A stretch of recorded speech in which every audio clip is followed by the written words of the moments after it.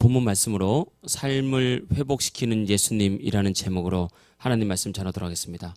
오늘 마가복음 5장 21절부터 5장 전체의 말씀을 살피면서 말씀을 통해서 하나님께서 우리에게 주시는 메시지를 전하겠습니다. 오늘 말씀은 두 가지 사건으로 기록되어 있거든요. 5장 21절부터 마지막 절까지는 첫째는 예수님께서 혈류병에 걸린 여자를 고치신 사건과 두 번째는 죽었던 회당장 야이로의 딸을 살린 사건, 이 두 가지 사건을 통해서 우리의 삶을 하나님께서 어떻게 회복시키는지, 어떻게 치유하시고 어떻게 세우시는지 살펴보도록 하겠습니다. 오늘 말씀에서 공통적인 모습이 있는데 이 회당장 야이로나 아니면 혈류병에 걸린 여자나 공통적으로 치유와 회복을 위해서 예수님께 나왔다는 것입니다. 여러분, 우리가 첫 번째 본문 말씀으로 전하고 싶은 메시지는 언제나 우리의 삶의 회복과 치유와 우리 삶이 힘있게 서기 위해서는 제일 먼저 첫 번째 가야 될 길은 바로 예수님께 나오는 것이다 라는 것입니다. 우리는 인생에 회복을 원하고 치유를 원하고 우리 삶이 하나님의 축복으로 강건하게 서기를 누구나 원하거든요.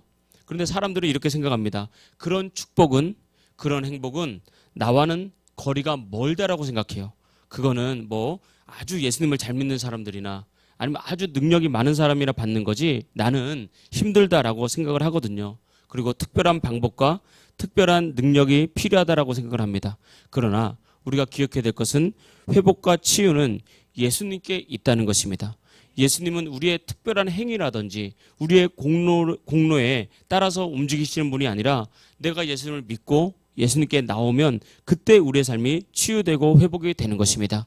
우리가 수련을 다녀왔지만 저도 많은 수련을 인도도 해봤고 또 참석도 해봤고 여러 가지 하지만 청소년기에 사춘기가 되면 다 방황을 하거든요.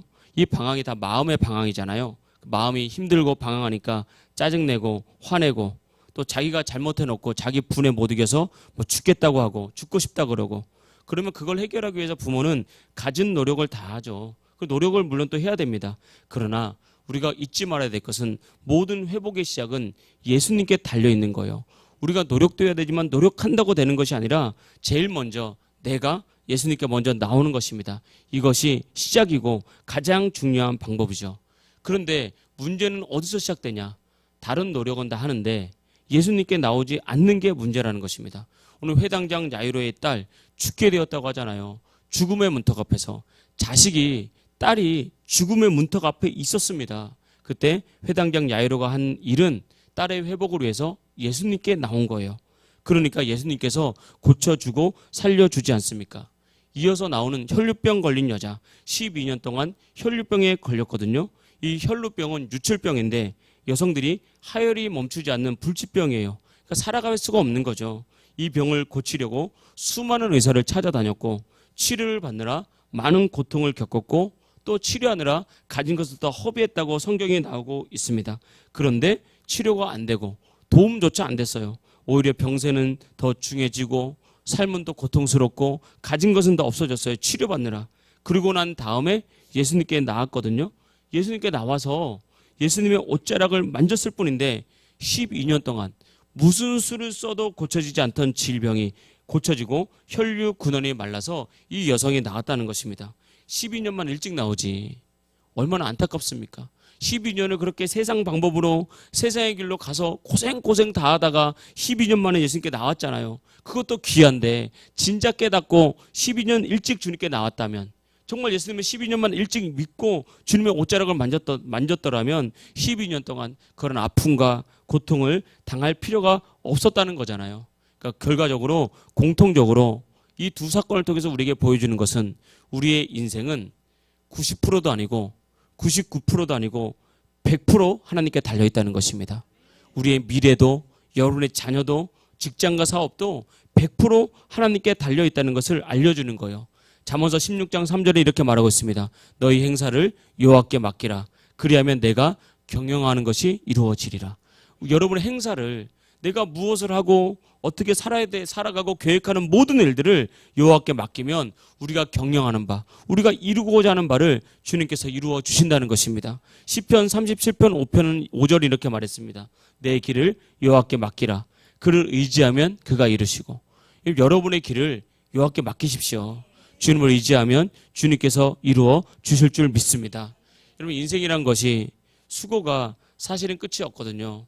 우리가 아이들 공부할 때 자녀들에게 제일 많이 하는 말이 뭐죠? 대학만 가면 다 끝난다. 대학만 가면 마음껏 놀 수 있다. 근데 대학 가보십시오. 공부할 게 더 많아요. 밤새서 공부한다니까요. 인생의 수고가 끝이 없다는 거예요. 대학만 그럼 졸업하면 끝입니까? 좋은 직장 가면 끝이에요? 아니요. 거기서도 수많은 일을 해야 되고 많은 경쟁을 해야 되는 거거든요. 인생의 수고는 끝이 없습니다. 세월이 흐를수록 인생이 가벼워지는 것이 아니라 책임져야 될 짐들이 더 많아지고 책임져야 될 일들이 더 무거워지고, 그래서 내가 자꾸 져야 되잖아요. 아이들 어렸을 때는 아이들 들쳐업고 다니다 보면 막 손에 인대가 나가기도 하고 무거운 아이들 막 아윤이 보니까 아윤이 예쁘죠? 아윤이 보니까 묵직하게 또 왔어요. 보니까 이렇게 안고 그 예쁜 애 이렇게 안고 다니다 보면 인대 늘어나죠. 심지어 인대 끊어지죠. 허리 아프죠. 그러다가 이제 좀 더 크면 좋겠다 그러지만 커 보십시오. 초등학교 가보십시오. 신경 쓰게 더 많아요. 인생의 짐들이 끊임없이 점점 늘어나고 무거워집니다. 그때 그 짐들을 사람들은 내가 져야 된다고 생각하잖아요. 그 책임감은 좋습니다. 그래서 내가 지려고 내 힘을 다해서 쓰다 보면 지쳐 쓰러지거든요. 끝까지 내가 지려고 하면 내가 그냥 말라 죽습니다. 어떻게 됩니까? 내가 해야 될 건 해야 되겠지만 내가 할 수 없는 것들은 내가 하려고 더 몸부림치지 말고 하나님께 나와서 주님께 그냥 맡기는 것입니다. 예수님께서 뭐라고 말씀하셨습니까? 수고하고 무거운 짐진 자들아 다 내게로 오라. 내가 너희를 쉬게 하리라. 수고하고 무거운 모든 짐 가지고 주님께 나와서 주님께 맡기면 주님께서 쉬게 하신다는 거예요. 예수님께서 대신 맡아 주신다는 것입니다. 우리를 살게 하신다는 거예요. 회복시켜 주신다는 것입니다. 우리는 몰라서 못하는 것이 아니에요. 알지만 내 자아가 아직 살아있어서 내가 자꾸 해야 된다고 생각을 해요. 이게 습관이 되다 보니까 내가 안 하면 불안하거든요. 내가 안 하면 안 된다고 생각을 해요. 그래서 여러분, 자녀들도 큰 인물 만들려면 나의 노력을 자꾸 줄이는 것이 좋습니다. 내가 자꾸 하나님께 기도하고 자녀를 자꾸 하나님께 맡기면 자녀들은 하나님만큼 커져요. 놀랍게 성장하고 놀랍게 복을 받고 큰 비전을 갖거든요. 근데 내가 자꾸 하려고 하면 정말 그 노력은 정말 애쓰고 힘든다는 건 알겠지만 나를 못 넘어섭니다.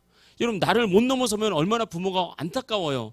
나를 넘어서게 하려면 자꾸 뭔가를 시켜서가 되는 게 아니라 내 계획과 내 방법대로 무엇인가 만들어줘서 되는 게 아니라 하나님께 맡겨야 된다니까요. 큰 인물한테 맡겨야 되는 거예요. 가장 큰 하나님께 맡겨야 큰 인물 되는 것입니다. 그리고 나의 수고도 하나님께서 맡아주시는 거죠.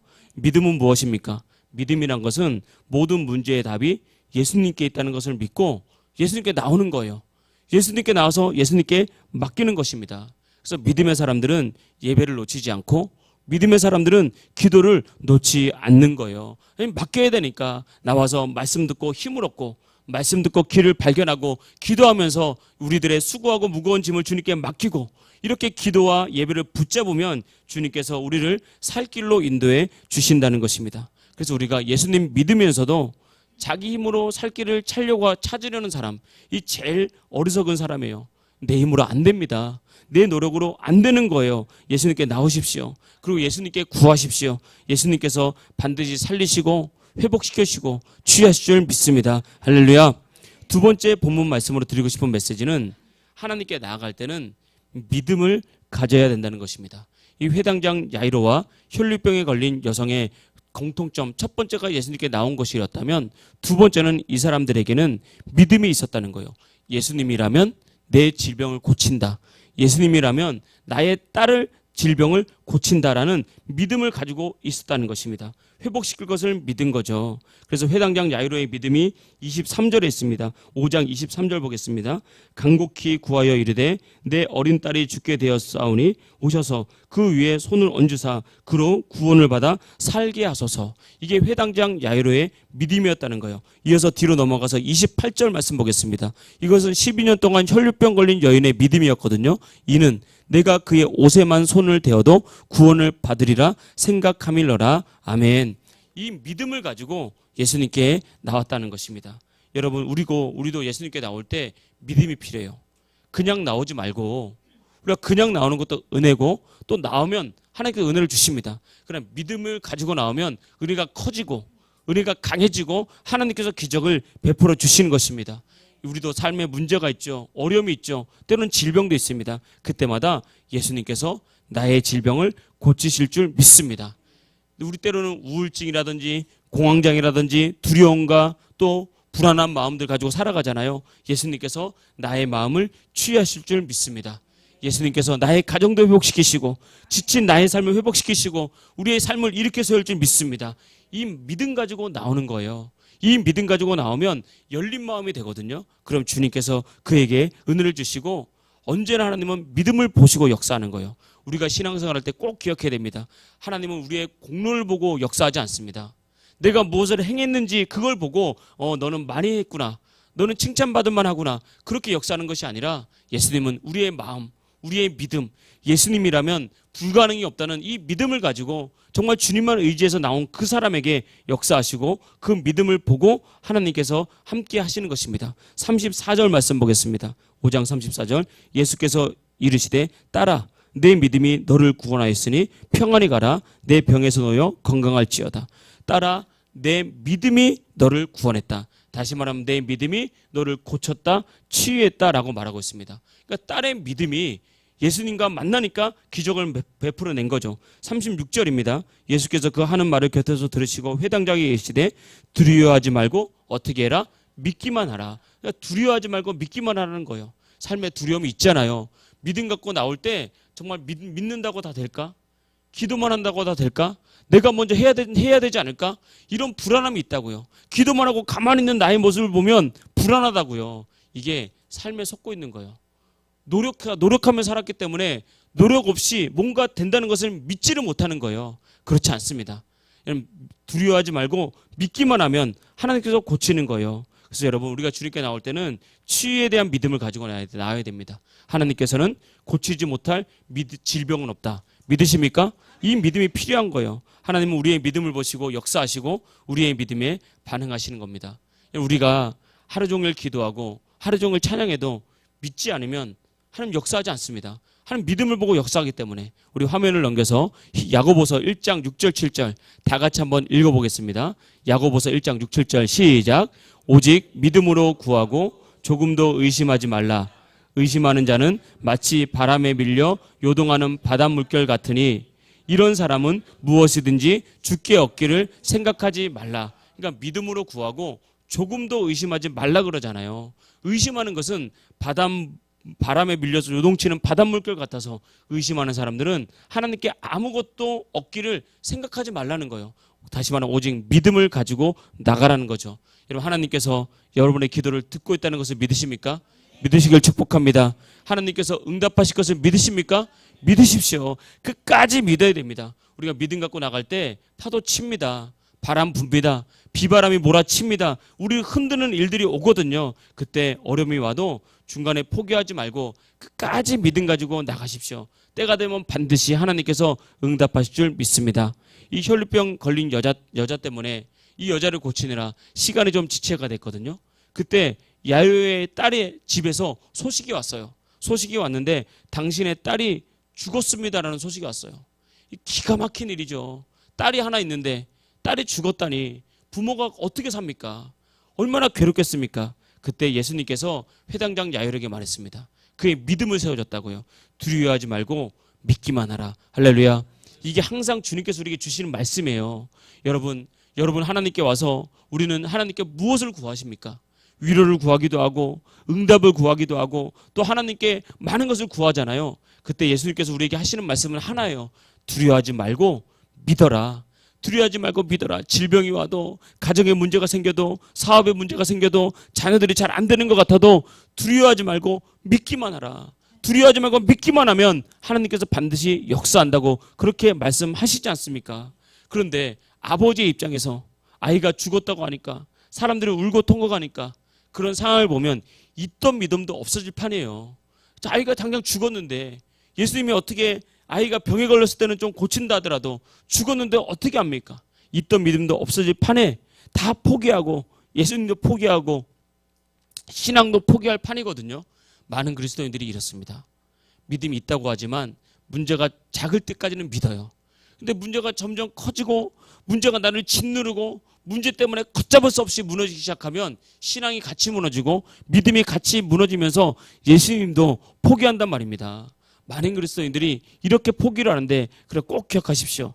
그때가 바로 하나님께서 역사할 때입니다. 내 마음을 나도 어찌할지 몰라가지고 우울하고 지치고 그냥 쉬고만 싶고 아무것도 하기 싫을 때, 그냥 아무것도 하기 싫고 쉬고만 싶을 때, 이게 우울증 초기 증상이라면서요. 어떤 계획도 생기지 않을 때, 이때 많은 그리스도인들이 포기하고 나이라 모르겠다 눈물을 흘리면서 주저앉거든요. 그러나 그때가 바로 하나님을 의지할 때예요. 그때가 바로 하나님께서 역사할 때라는 것입니다. 그런 상황을 보고 예수님이 마음이 흔들렸습니까? 사람들은 마음이 막 흔들렸어요. 근데 예수님은 마음이 흔들리지 않았다고요. 예수님은 오히려 믿음으로 말씀하셨습니다. 하나 둘. 됐네요. 예수님은 오히려 믿음으로 말씀하셨습니다. 39절 말씀 보겠습니다. 39절. 들어가서 그들에게 이르되 너희가 어찌하여 떠들며 우느냐? 아이가 죽은 것이 아니라 잔다. 할렐루야. 예수님께서 믿음을 가지고 사람들은 다 죽었다고 할 때 예수님은 아니다.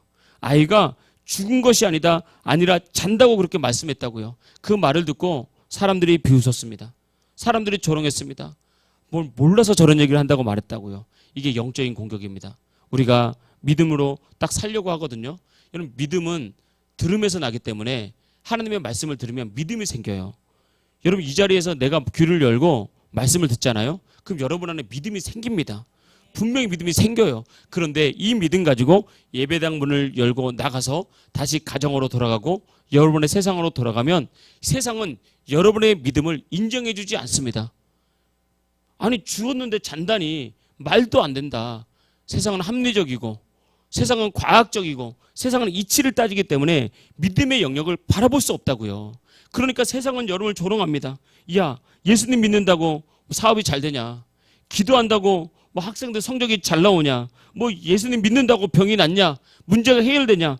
조롱한단 말입니다. 너는 왜 예수님 믿는데 병이 안 낫냐? 너는 왜 기도한다 그러는데 그렇게 힘드냐? 날마다 그렇게 괴롭냐? 그게 세상을 우리를 조롱한단 말입니다. 그때 여러분, 예수님과 같은 믿음을 가져야 됩니다. 죽은 것이 아니라 잔다. 세상을 향해서 조롱하는 사람들을 향해서 말할 수 있어야 되는 거예요.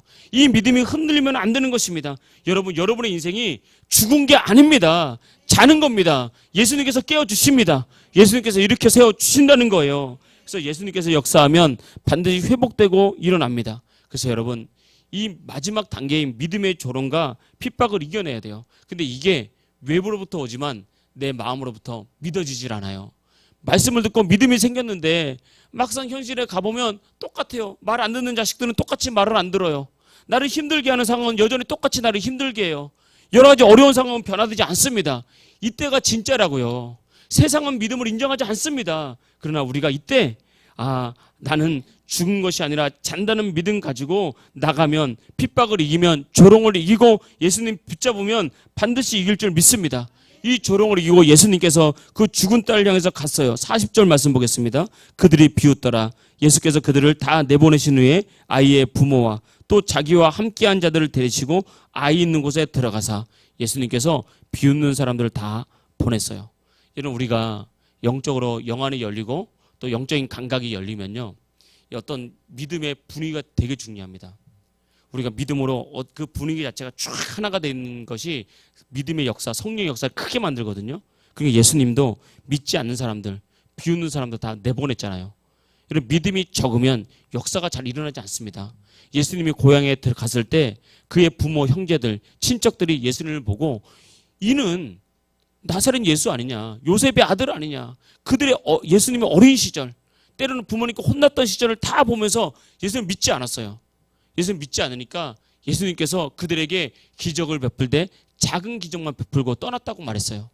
영적인 분위기는 너무 중요해요. 그래서 우리가 한 마음으로 가정도 하나님의 기적이 나타나기 위해서는 영적으로 쫙 하나가 돼야 됩니다.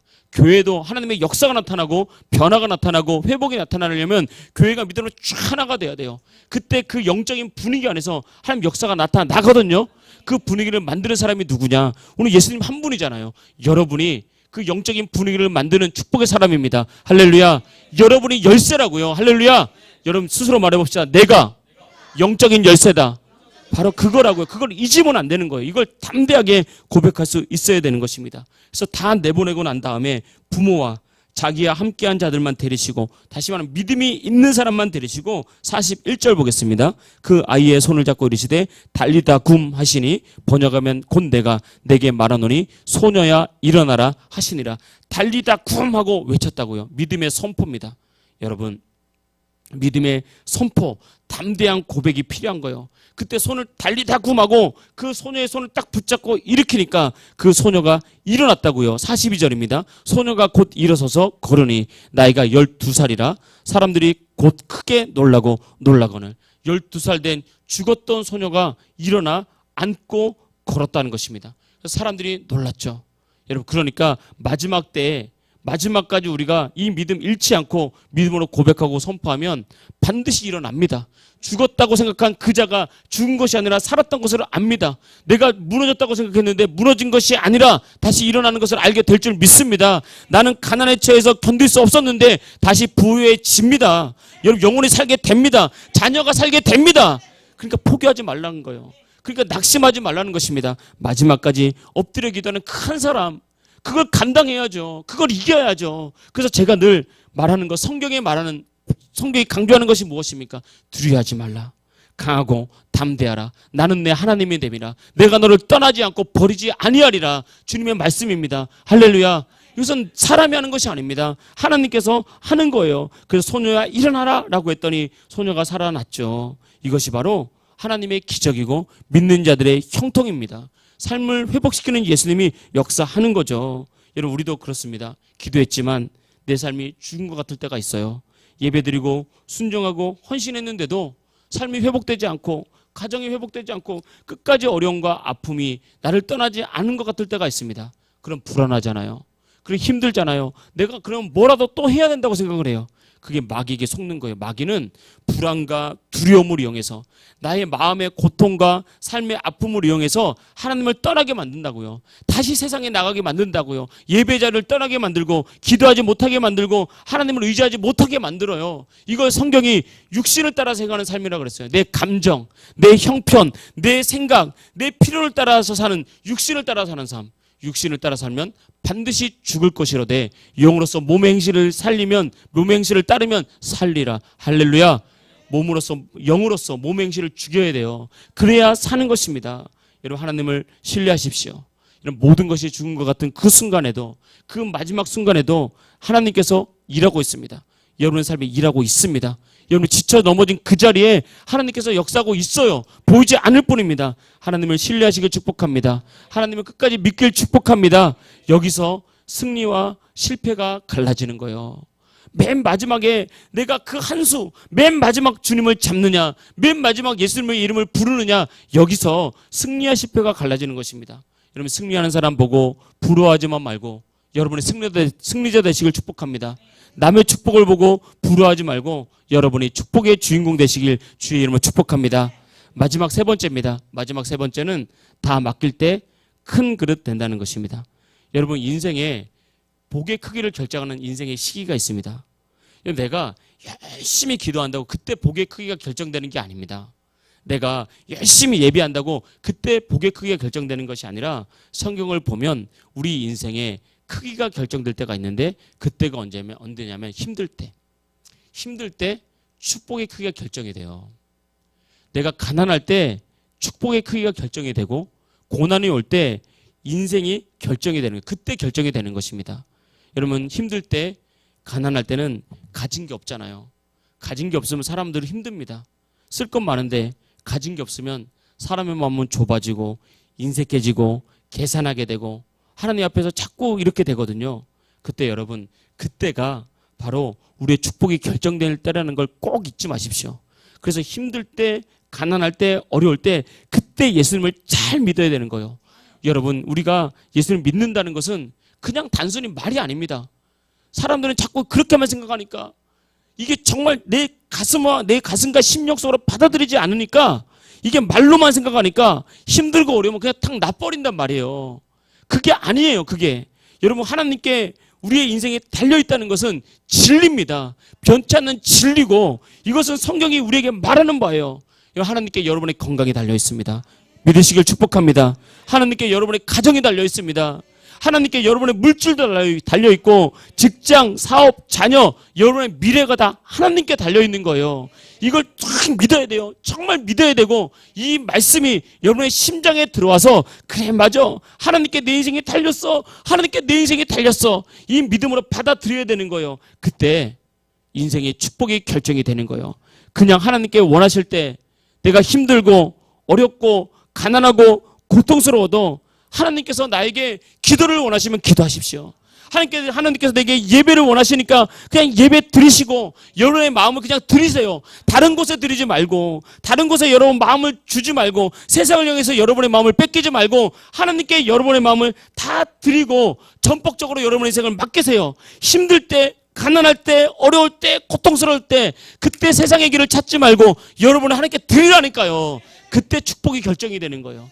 그때 여러분의 미래가 달라지는 것입니다. 다 가지고 있을 때가 아니라 문제가 없을 때가 아니라 가장 어렵고 힘들 때 여러분 우리가 삶을 힘들다 보면 예수님 믿다가도 힘들면 한 발을 쓱 빼는 그리스도인들이 있어요. 한 발 싹 빼서 고생하는 데는 안 가고 나를 환영해 주는 데만 나만 즐거워하는 데만 싹 가서 앉아 있어요. 그게 그릇이에요. 그게 그릇. 그냥 그렇게 살면 안 돼요. 어디 가나 그렇게 살면 안 됩니다. 여러분 우리가 믿음을 할 때 우리 인생살이가 다 그렇잖아요. 뭐 어떻게 우리 즐거운 일만 있습니까? 고난도 있죠. 어려움도 있죠. 그때 고난이 올 때 고난의 자리에 함께 들어가는 거예요. 그때 축복이 결정됩니다. 다니엘이 다 알았어요. 하나님께 경배하면 사자굴에 들어간다는 것을 알았어요. 그때 다니엘이 한 발 뺐습니까? 아니요. 다니엘이 왜 복을 받은지 아십니까? 사자굴에 들어갈 때 사자굴에 들어가겠다라고. 사자굴에 들어갔다니까요. 그때 다니엘의 복의 크기가 결정이 된 거예요. 사자굴에 들어가기 전에 사자굴에서 나올 때가 아닙니다. 사자굴에 들어갈 때 여러분 이런 인생 되길 축복합니다. 이런 신앙 갖길 축복합니다. 여러분 우리가 이게 처음에는 힘든 것 같아도요. 다 이게 나를 위한 거라니까요. 하나님은 손해 안 봅니다. 다 나만 손해지. 결과적으로 시간이 지나서 내가 하나님 앞에서 계산하잖아요. 그러면 내가 손해지 하나님은 손해볼 게 없다니까요. 하나님은 하나님 앞에 계산하지 않는 그 사람을 통해서 일합니다. 그 사람에게 복 줍니다. 그 사람이 이제 크게 만듭니다. 가정에 복을 주신다는 거예요. 근데 나중에 시간을 지내놓고 내가 힘들다고 주저하고 힘들다고 한 발 빼고 어렵다고 한 발 빼고 그럴 때 나중에 지나면 그때 내가 할 걸. 그때 내가 그럴 걸. 여러분이 힘들 때 어려울 때 가난할 때 그때가 여러분의 인생의 크기를 결정할 때라는 것을 믿고 하나님께서 시간을 원하시면 시간 드리고 여러분 재능을 원하시면 재능 드리고 물질을 원하시면 물질 드리고 하나님 열심히 한번 섬겨보십시오. 하나님께서 반드시 역사하십니다. 특별히 여러분 재능이 있으신 분들 여러분 재능을 가지고 부끄럽다 이것다 이렇게 빼지 마십시오. 오늘도 이제 찬양 준비를 했는데 저기 콘티를 보내주더라고요. 그래서 제가 내 안에 부어져서 윤서 세우라고 했어요. 그랬더니 세연이가 주춤하더라고요. 아 미리 말도 안 했는데 그래서 제가 그랬어요. 그게 순종이야. 그게 순종이야. 미리 막 꼭 말해야 돼? 그냥 하나님께서 하라고 할 때 내가 못하는 게 아니잖아요. 할 수 있으니까. 오늘 순종 잘하더라고요. 우리 윤서 박수 한번 보내줍시다. 여러분 어려서부터 이렇게 자라야 됩니다. 그러면요 자라면서 부모님의 말씀에 순종을 해요.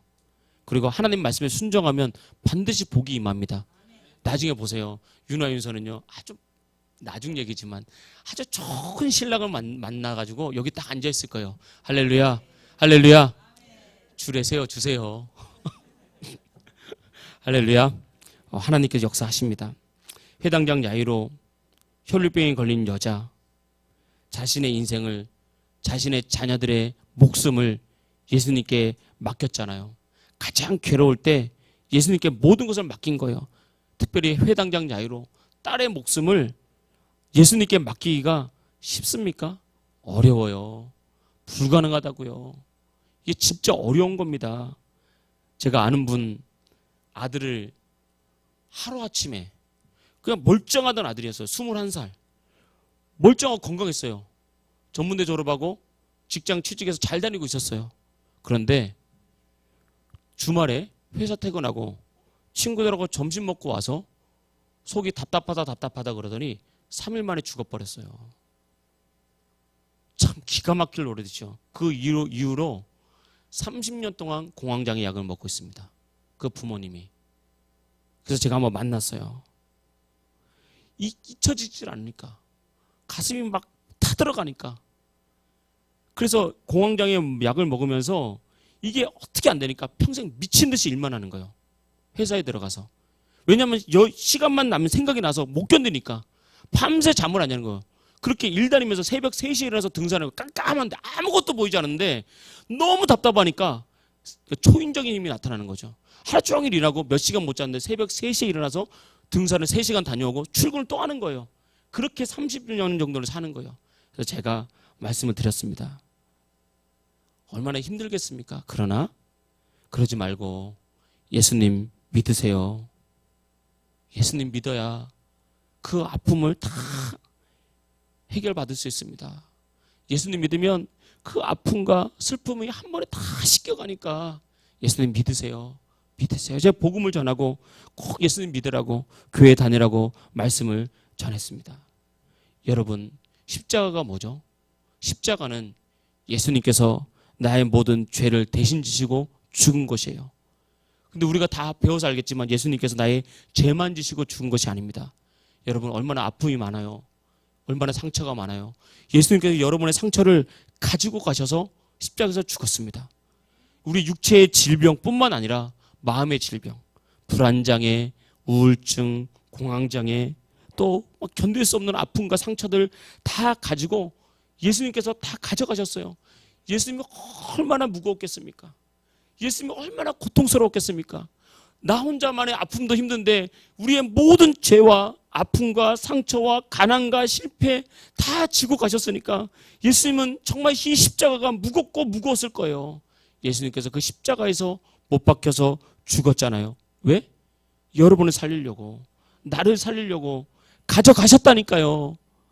나를 위해서 생명조차 아끼지 않은 그분이 무엇을 아끼겠습니까? 예수님께 그냥 맡기세요. 이 싸움의 신앙은 이 싸움이라니까요. 그래야 제대로 된 신앙생활 할 수 있습니다. 신앙생활 수십 년 해도 안 될 때가 많아요. 제가 요건 이제 원래 설교 본문에 없었는데 제가 어제 어떤 목사님 간증을 들었어요. 우리 유익할 것 같아서 제가 이걸 나누고 마치겠습니다. 목사님이 전도사실을 개척을 했어요. 연년생으로 아들 하나 딸 하나를 낳는데 분유값이 없는 게 분유값이.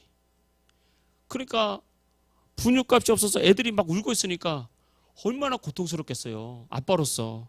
그러니까 사모님이 분유가 좀 떨어져서 애들이 막 분유가 없어서 울면 친정에 가는 거예요. 친정에. 친정에 가면 보통 하루 이틀 쉬다가 오잖아요. 근데 안 와. 그럼 친정 엄마가 한 2, 3일 정도 보다가 아, 얘들이 분유값이 떨어졌구나.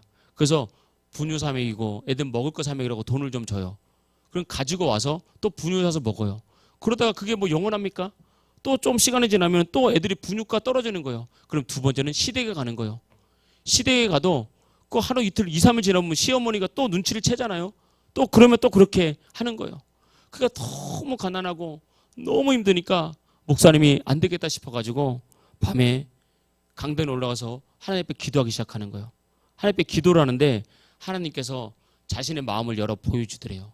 자신의 마음이 탁 열어서 보여드리는데 자신의 마음에 오른쪽에도 돈, 왼쪽에도 돈, 중앙에도 돈. 돈 때문에 너무 고생하니까 돈 생각밖에 없었던 거예요. 그러니까 예수님 자기가 깨닫는 거예요. 그걸 보고 아, 내가 한 영혼 살리려고 목회를 시작했는데 내가 먹고 살 것이 없으니까 내 생각에 예수님이 아니라 내 마음에 돈만 돈만 가득했구나. 그래가지고 그걸 깨닫고 회개하고 일어서 가지고 자신의 지갑을 보니까 뭐 얼마 없는데 돈이 좀 있더래요. 그걸 다 찢어가지고 휴지통에 버렸대요. 그래서 그 얘기하더라고요. 돈을 찢어보지 않은 사람은 말하지 말라면서. 그러면서 고백했대요.